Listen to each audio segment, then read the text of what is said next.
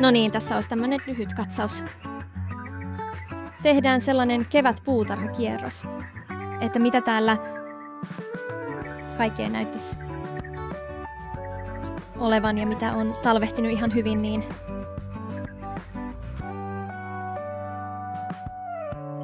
meidän kaksosille istutetut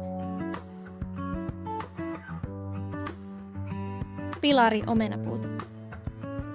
Tuo näyttää ainakin hyvältä ja itse asiassa tämä näyttää vielä paremmalta. Tämän lajike on helminauha ja viime syksynä teki jo hyvin omenia.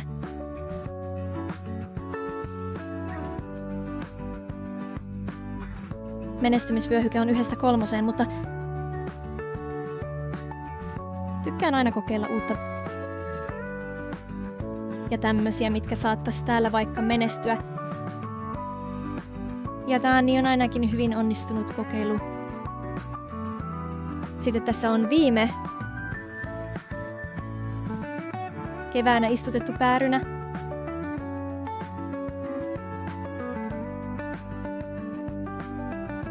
Katoin jo aikaisemmin tätä keväällä, että hyvältä näyttää. Kyllä se siitä se on vaan lähtenyt kasvamaan. Ja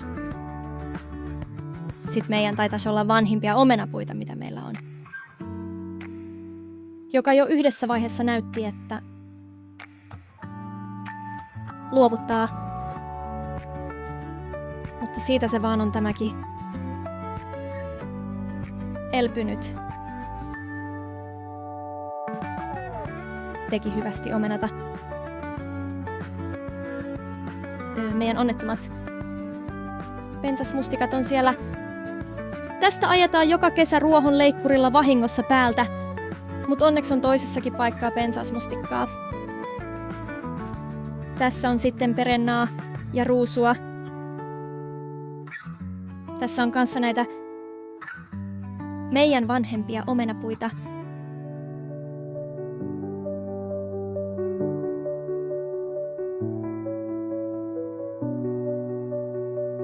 Näin. Kuivakkaalta vaikuttaa nuo silmut, mutta kyllä epäilisin, että mikäs sille nyt ois tullut, että se olisi talven aikana kuollut.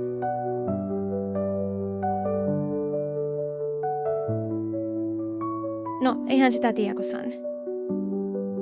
Ja tässä on meidän päärynäpuu. Ja tää on kanssa istutettu silloin, kun tänne ollaan muutettu. Ja tää tekee jo hyvästi sattoa. Tykkään kovasti. Hunajamarjat rupesivat viime kasvukaudella tekemään marjaa.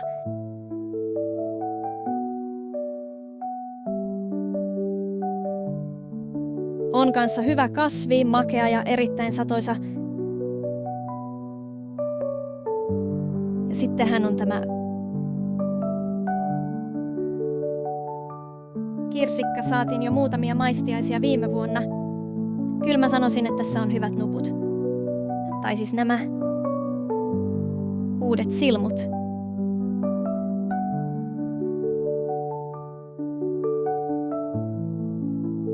Ja sinikkaluumun pitäisi talvehtia. Ja kyllä se varmaan siitä lähtee kasvaa meidän vatut punaista ja keltaista vadelmaa. Ja meidän ihana pyry, koirakin siellä taustalla. Nyt äitiä kutsutaan jo syömään. Ensi syksynä saahan kyllä vattua. Viime kesänä ei saatu, kun leikkasin se silloin. Tämän toissa vuonna leikkasin alas. Mansikkamaa on sitten semmonen, että tästä ei välttämättä kyllä tule mitään, että pitää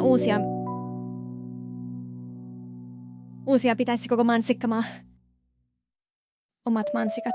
Ja sitten niistä pensasmustikoista, kun niistä äsken puhuin. No, tuolla on meidän rapaperia nousemassa. En oo siistinyt tuota laatikkoa. Pensasmustikat on tässä nätissä rivissä. Siinä ne on kasvamassa. Niitäpä seuraillaan sitten. Ja hävittäjä lentelee siinä. Äitiä syömään huudetaan ja äiti lähtee nyt syömään. Nähdään taas. Ihanaa kevättä juuri sinulle.